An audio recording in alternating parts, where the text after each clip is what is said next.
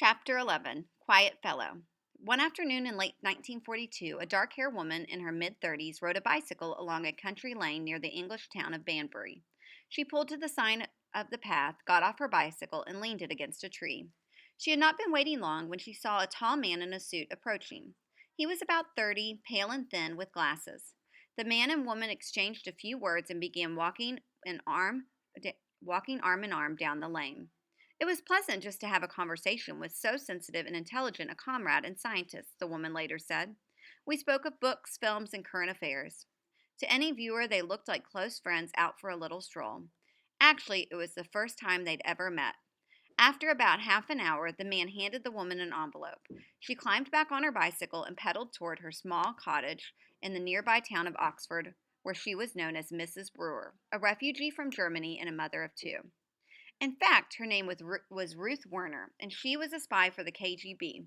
A German born communist trained in tradecraft in Moscow, Werner had spent the 1930s working as a Soviet secret agent in China and Switzerland. She'd been sent to Britain in 1941, charged with setting up a network of informants and sending useful intelligence to the Soviet Union. It was illegal in wartime Britain for private citizens to use radio transmitters, so Werner smuggled in transmitter parts by hiding them in her children's stuffed animals and assembled the machine at home. She asked her landlord if she could put an antenna on the roof. It looked just like a regular radio antenna. The landlord had no objection. With this setup, she was able to communicate by radio with her KGB bosses in Moscow. Moscow was particularly interested in reports from Werner's new contact, the thin man with glasses, and with good reason. He was helping British scientists figure out how to build an atomic bomb. The man was a German born physicist named Klaus Fuchs. The spelling, a fellow German said of Fuchs's name, sometimes caused people to pronounce it in a somewhat embarrassing way. The solution for English speakers pronounced it to rhyme with books. As a college student in Germany, Fuchs had watched the rise of the Nazis with disgust. He joined the Communist Party, impressed by the party's willingness to speak out against Hitler. When Hitler took power in Germany in 1933, Nazi thugs beat Fuchs nearly to death and tossed him in a river. That only strengthened Fuchs' commitment to communism. Fuchs escaped England, where he earned his PhD in physics. When the war began, British scientists recruited him to help with a secret war-related project, the atomic bomb. I accepted, recalled Fuchs, and I started work without knowing at first what the work was. A gifted physicist, Fuchs was well liked by his fellow scientists, though they found him difficult to get to know. He was always inside, hunched over his desk. He spoke very little and never about politics. A very nice, quiet fellow, with sad eyes, commented one. He seems like a chap who's never breathed any fresh air, said another. The British knew he'd been a communist in Germany, but they figured he'd put that behind him. In any case, they wanted his brain. No one guessed that their shy, pale coworker was capable of leading a double life. When I learned about the purpose of the work, Fuchs later said, I decided to inform Russia and I established the contact through another member of the Communist Party. That led to Fuchs's contact with Ruth Werner. He and Werner met every couple of months on quiet rural roads. He passed her envelopes containing reports on everything British scientists knew about atomic bomb physics, and she radioed the material to Moscow. Once, Werner recalled, Klaus gave me a thick book of blueprints, more than 100 pages long, asking me to forward it quickly. This obviously couldn't be done by radio. Like all experienced spies, Werner had backup plans in place. I had to travel to London and, at a certain time in a certain place, drop a small piece of chalk and tread on it, she explained. This was a signal to her Soviet contact. It meant that a drop-off would be made at a prearranged time and place. 2 days later, she got on her bicycle with Fuchs's report hidden under her clothes. After about 6 or 7 miles, I turned onto a side road, she said. There, parked under a tree, was a car. Behind the wheel sat a Soviet agent. I cycled on, hid my bike, and went to sit in the car beside him for a moment, Werner said. She handed over the papers, got back on her bike, and rode home. Important, officials in Moscow said of Fuchs's information. Very valuable. But it was of limited worth. Fuchs was doing interesting calculations, but the real action was taking place in the United States, and the Soviets were getting nothing at all from their agents in America.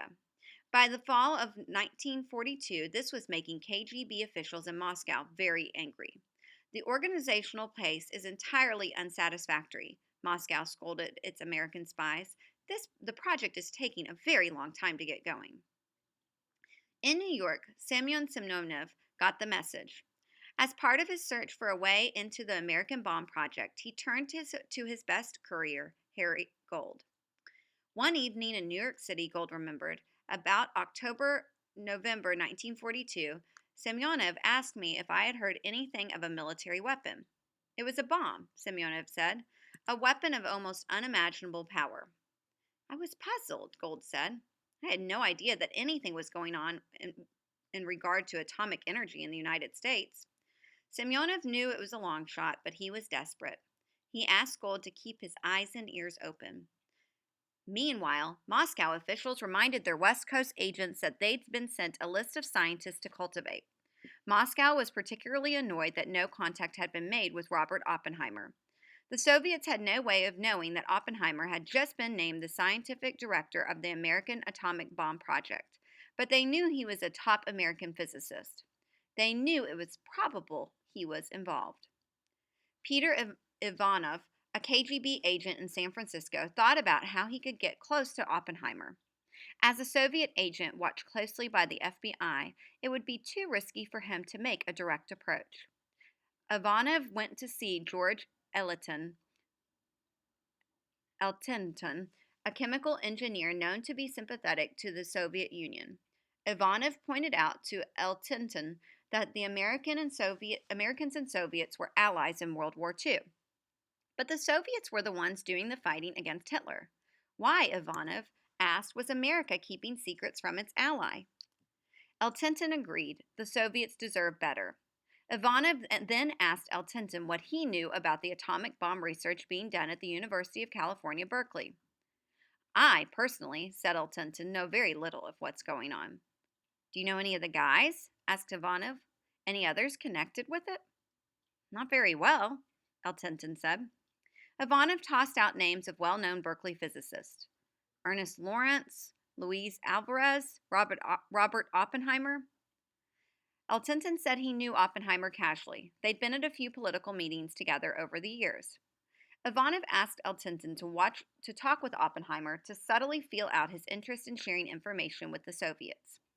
Eltinton said he didn't know Oppenheimer well enough to do it. Ivanov wouldn't give up. Wasn't there anyone Eltinton knew who would be trusted to approach Oppenheimer?